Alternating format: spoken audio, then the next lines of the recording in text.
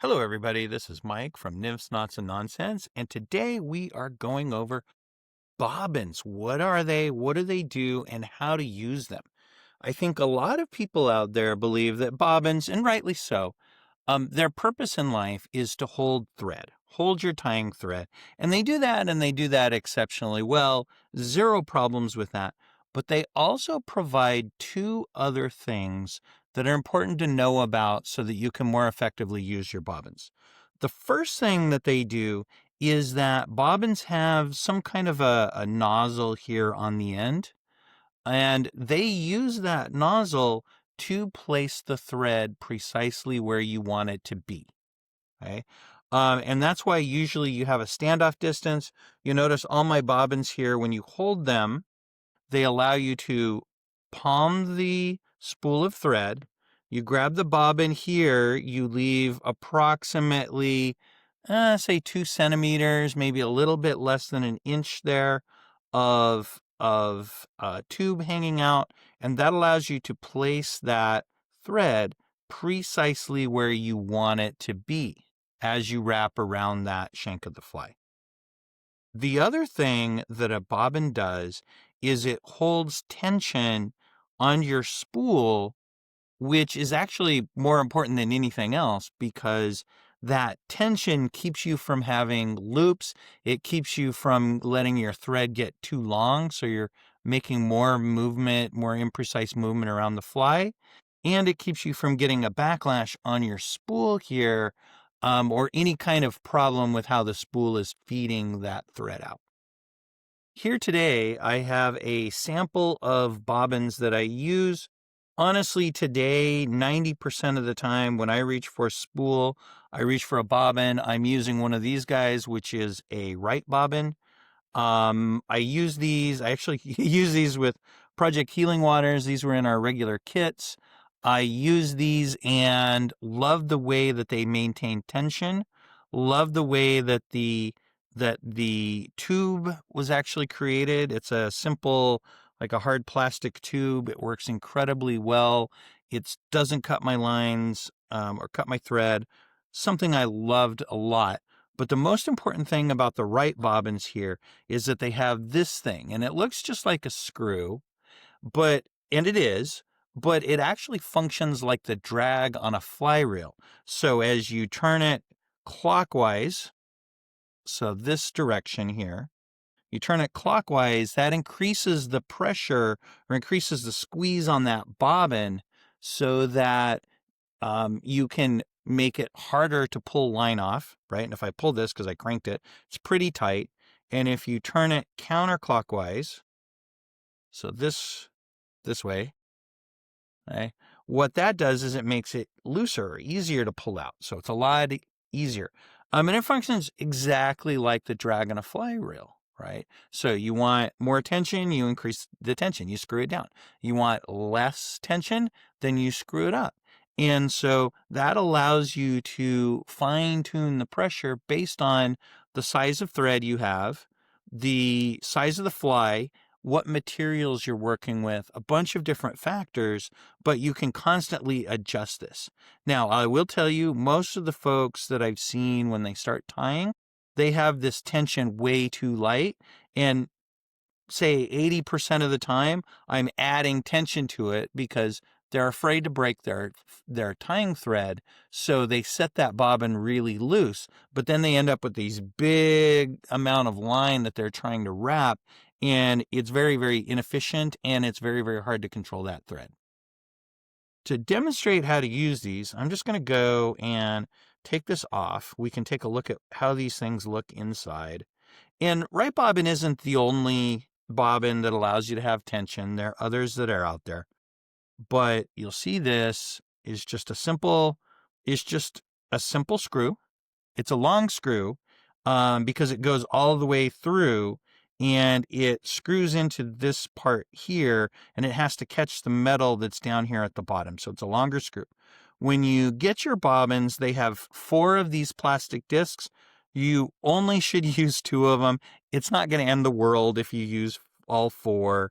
But Normally you want to just use 2 and then you want to keep the others as extras. Just put them off to the side, and when you lose a disc someplace, then you have running spares. And in order to seat our thread here, you just slide it over the top of that spindle in the center. You take your plastic disc and put it over the opposite side, so it has a little short stubby piece here.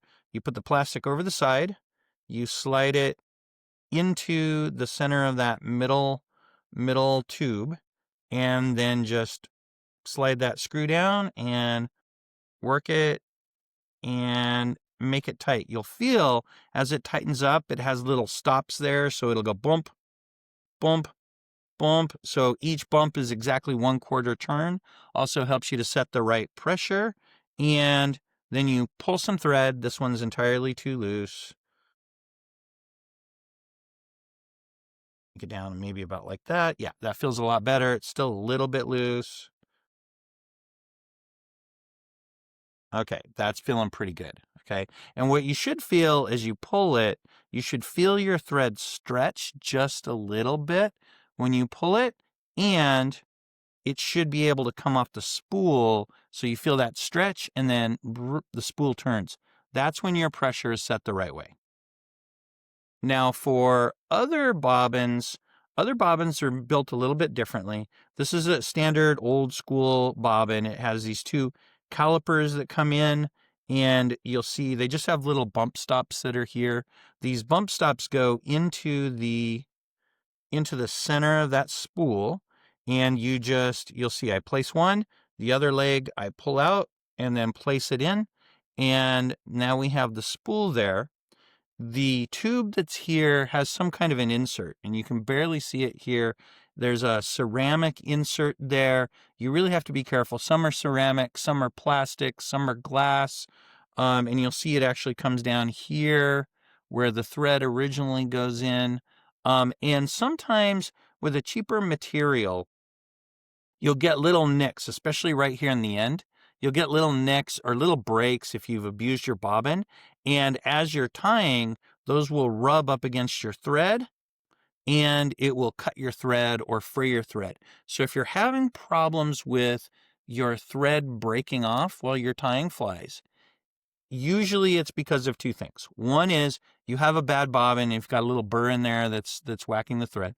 The second one is that your tension is set too tight. So this one, I feel the thread stretch and I'm pulling thread off, but this tension is set a little bit high. And so for these types of bobbins, you have basically one way that you can adjust the tension, and that is you undo the spool. And in this case, it's too tight, so I'm going to take these legs and pull them apart a little bit, give them a little bit of a stretch, put it back in. This is one thing that I don't like because it's a lot of trial and error. That's a little bit better tension. Now it's maybe a little bit loose.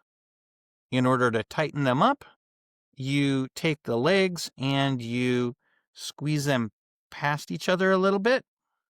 Okay, that's probably a little bit much. And then you put them back in, right? So it's not as precise. That actually works pretty well. It's not as precise because you have to put the right bend and the right pressure in this part right here of the legs. And so it's just hard because did I squeeze it too much? Did I spread it too much? So you really have to just do trial and error to get it right. However, once you set these, and this is a feature, it's a feature, not a bug. Once you set the legs to the right pressure, you can take this spool, pop it out, put any other spool of the same width in there.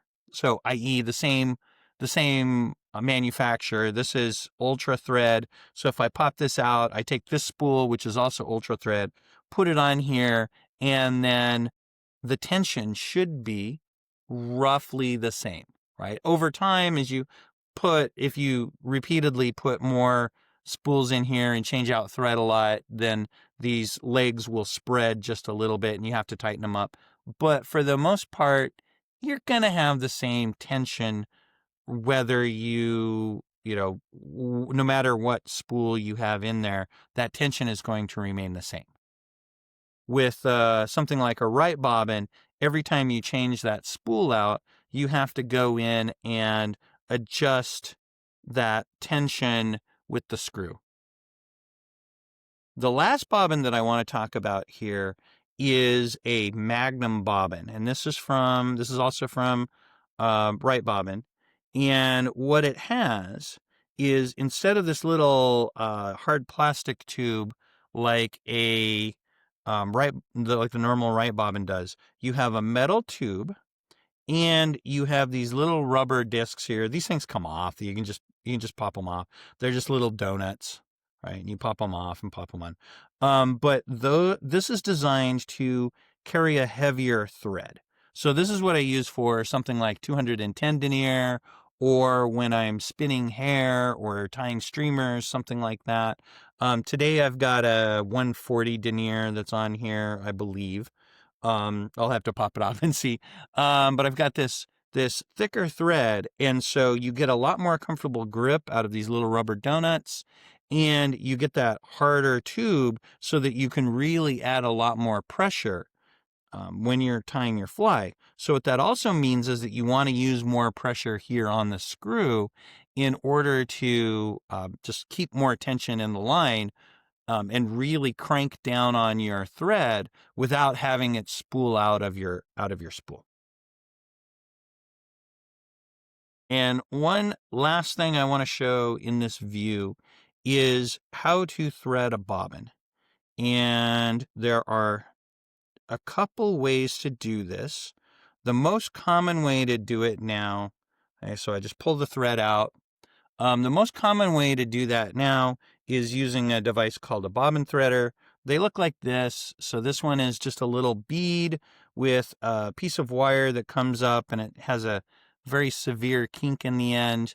And you just take the end where that kink is at. The kink just doubles it over. You push that through the tube. From the tip of the tube, you take your thread and pass it through. Got way too much thread to do this. You pass it through the threader.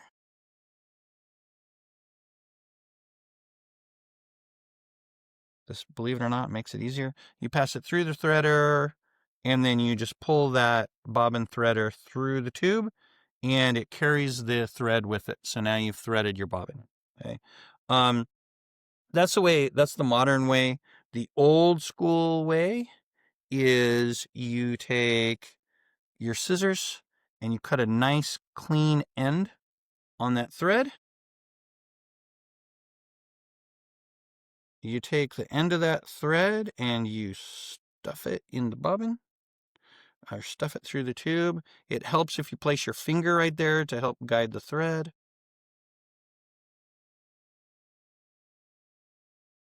So you give it a little bit of stuffing. Yes, you are pushing a rope through a tube. Then you just take your lips, put it on the end of the tube, and suck it through. And so that's what I've done for nigh on to 40 years. There's an intermediate way you can do this, where if you take some monofilament, you can take some thicker mono and give it a kink in the end, just like your threader, and then so you have the two strands that are in parallel, and then here at the end you just tie a knot to tie the ends together. That also works just as well. You just have to have like a 10-pound or 12-pound mono, something that's really, really stiff, like a Maxima, not something that's soft like a regular tippet nylon. One thing that you'll see that I actually did here when I threaded this is always check your bobbins for twist here. And in this case, what you'll see is my thread comes out, goes around the leg, and then goes into the tube. That's wrong. That's going to add tension.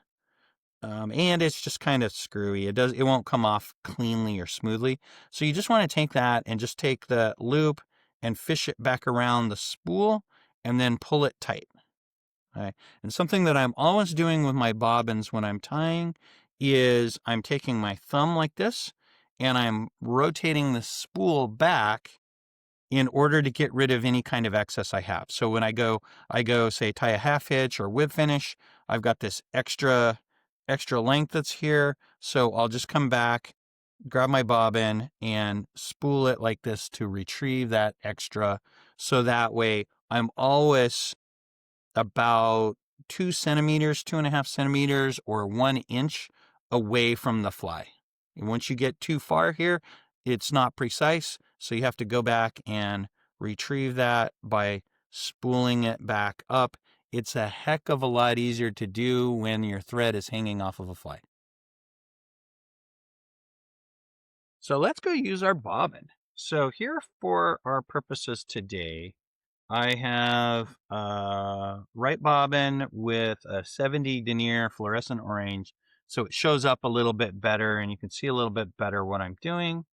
And I have the right tension set to this, so I can take and pull my thread. I feel the thread stretch and the spool moves. Okay. So that's the right tension for the bobbin. And I'm going to tie this on here. And so in order to tie this on, if you've never done it, you just hold pressure here with your left hand or your non-dominant hand. You twist away towards the eye of the hook and you'll see those stay there. And then you twist over the top again, wrapping over that bit that you just made. Normally I do this 100 times a day and I do it probably 200 times as fast as I just did. I slowed down so you could see it. Okay. And so I want my bobbin to be that distance. So, a thumb's width, aka 1 inch, aka 2.5 centimeters away from the fly. I grab this black piece right here. So I have maybe the same, maybe a little bit less, maybe 3/4 of an inch or 1.75 centimeters. It's not an exact science. Of tube extending out of my fingers, that allows me to control that line or control that thread. And you can see I can wiggle it. If I want to go to the right, I can twist to the right. I want to go to the left, I can twist to the left. But you can precisely put it where you need it to be. If you don't have enough length, all you have to do is give it a little downward pull and it comes out. If you have too much, then what you do is the little trick that I showed you earlier, where I'm doing this so you can see, you just pull the spool towards you with your thumb. It's a lot easier to do when you are down here because you can use, from the side here, you can use all of your fingers to pull it in, let it go out. And that gives you a lot better control. Now, if this is too loose, and I'm going to loosen it up quite a bit. I'm going to over exaggerate it being loose. There's actually kind of a range in there that you want to be in. But if it's too loose, what you'll notice is as you're wrapping, you get further and further and further away, right? Or a worst case scenario, as you let the bobbin just hang there, just the weight of the bobbin itself starts to slowly creep down. Right? If you find that you are constantly, like you're wrapping, and then you have to take up the slack because you're too far away, and then you wrap, and then you have to take up the slack. If you notice that happening, then you need to tighten up your bobbin. Okay? And the usual thing is you want to twist this clockwise. You twist the screw clockwise as you are looking at it. Okay. All right, I'm still a little bit loose. I'm always taking guys that were teaching how to tie, and I'm constantly tightening their bobbin just to show them what it is, and then get them used to the feel. What does it feel like when your bobbin is adjusted? Okay. On the other hand, if your bobbin is too tight, I'm going to really crank this thing down. I don't think I can crank it anymore.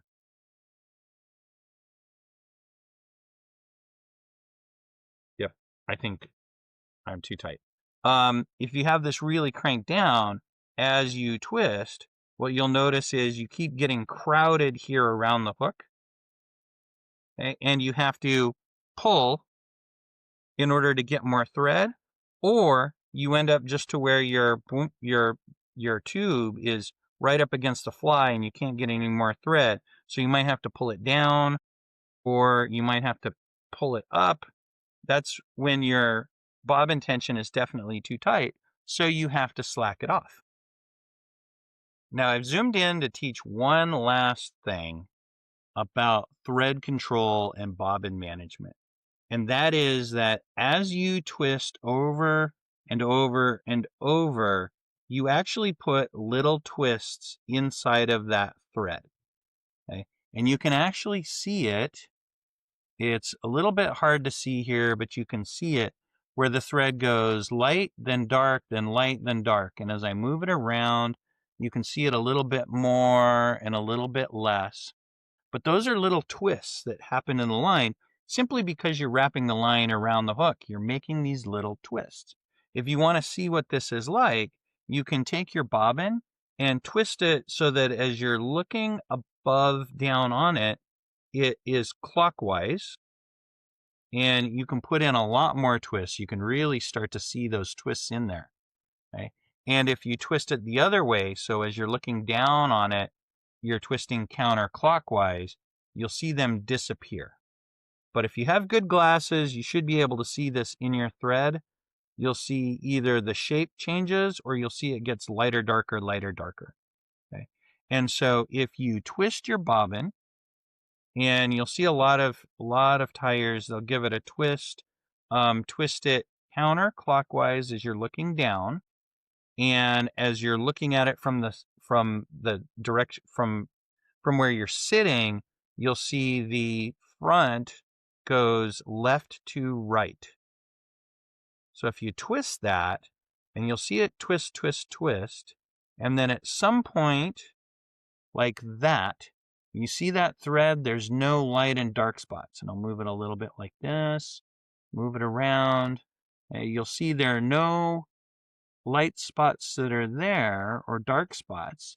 And if you just look at the silhouette of the line, you don't see that it gets thinner or narrower. And so what that does is it allows your thread to lay down flatter.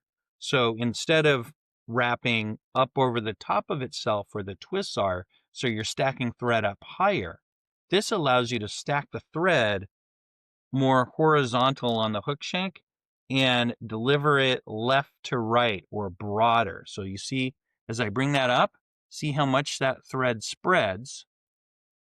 Okay. And so that's really good for making a thin, wide layer of thread, where if I give it a good twist, so I'm twisting it now clockwise as viewed from above.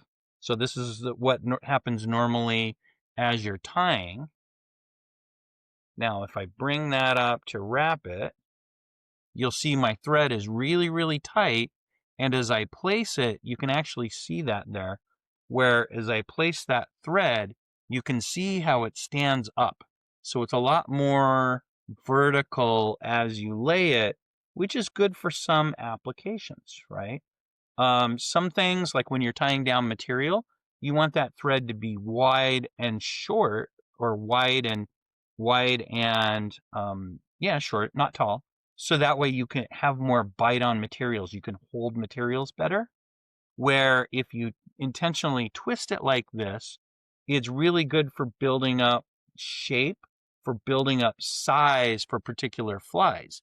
In fact, there's a fly called a string Frenchie.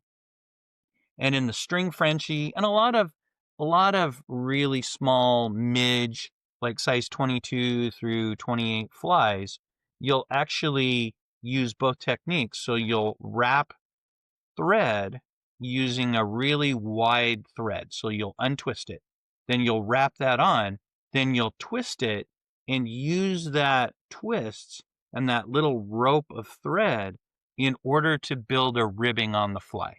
And that's what the thread Frenchie does. So, as always, I've been Mike. This is Nymphs, Knots, and Nonsense. Feel free to like, subscribe, share with your friends, all of those things. And I will see you in the next video.